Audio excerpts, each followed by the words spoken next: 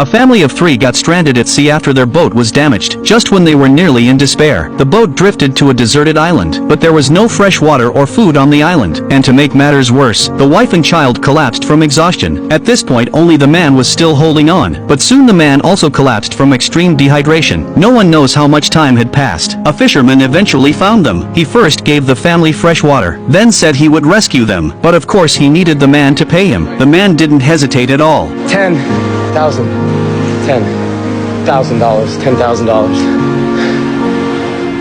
$40. That's everything that we have in our savings. I'll give you $40,000. But the fisherman wasn't happy after hearing that, as if the man was trying to brush him off like a beggar. I want $1 million.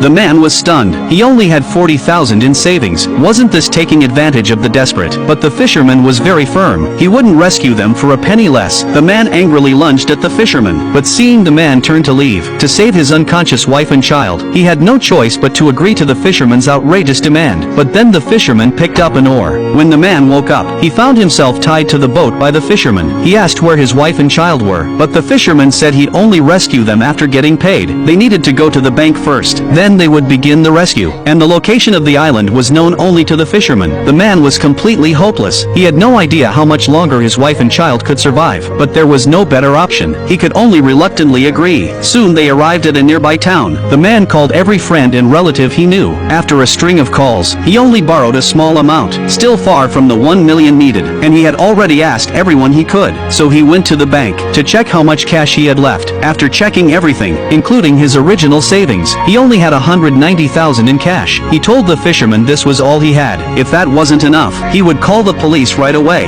and the fisherman wouldn't get a single cent. The fisherman seemed frightened by his words, quickly agreed to the deal. Then the man transferred his entire balance to the fisherman, and after receiving the money, the fisherman took him to his fishing boat, told him to sail alone and follow him to the island. But just as the man entered the cabin, the fisherman locked the door from the outside. The man was furious, but the fisherman said it was only to keep him from calling the police. He'd let him out once they reached the island. Then he turned and left. The man had no choice but to steer the boat behind him. They slowly made their way toward the island, but just as they reached deeper waters, the fisherman came over to the man's boat. The man thought he was letting him out, but the fisherman suddenly grabbed a spear and smashed it hard into the deck.